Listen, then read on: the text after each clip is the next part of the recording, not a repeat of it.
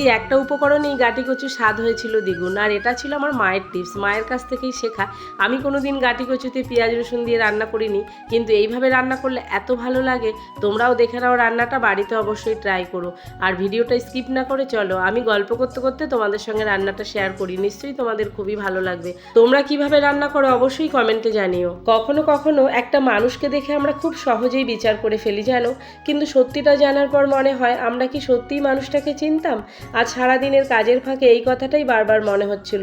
সকালটা শুরু হলো অন্যান্য দিনের মতোই, ঘরের কাজ, বাচ্চাদের নিয়ে ব্যস্ততা, তারপর রান্নাঘরে ঢুকে পড়া।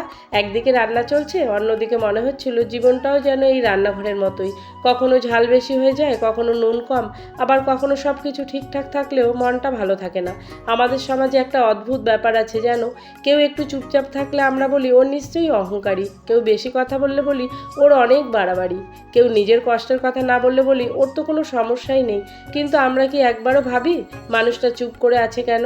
আমাদের পাশের বাড়িতে হয়তো এমন একজন মানুষ আছেন যিনি প্রতিদিন হাসি মুখে সবার সঙ্গে কথা বলেন, কিন্তু রাতে নিজের ঘরে ফিরে হয়তো চোখের জল লুকিয়ে রাখেন। হয়তো একজন মা সারাদিন সংসারের সবার পছন্দের রান্না করেন, কিন্তু কেউ একবারও জিজ্ঞেস করে না আজ তোমার কি খেতে ইচ্ছে করছে। হয়তো একজন বাবা সারা জীবন পরিবারের জন্য ছুটে চলেন, কিন্তু বয়স হয়ে গেলে তার কথাগুলোই সবাই বিরক্ত হয়ে এড়িয়ে যায়।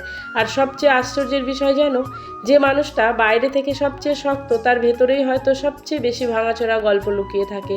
তাই কাউকে বিচার করার আগে একটু থামো। কারো হাসি দেখে ভেবো না তার জীবনটা খুব সুন্দর, কারো নীরবতা দেখে ভেবো না সে অহংকারী।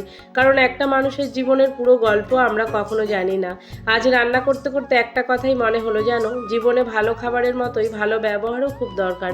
কারণ খাবারের স্বাদ কিছুক্ষণ থাকে, কিন্তু একজন মানুষের সঙ্গে তোমার ভালো ব্যবহারটাই তার মনে অনেক দিন থেকে যেতে পারে।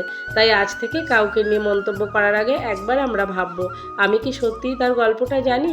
হয়তো জানি না। আর এই না জানাটাই হয়তো আমাদের সবচেয়ে বড় ভুল।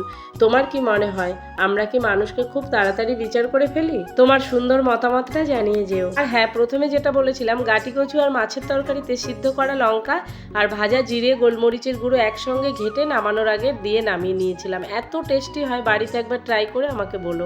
আজকের গল্প শেষ, কিন্তু মনে রেখো আমাদের আড্ডার শেষ নেই।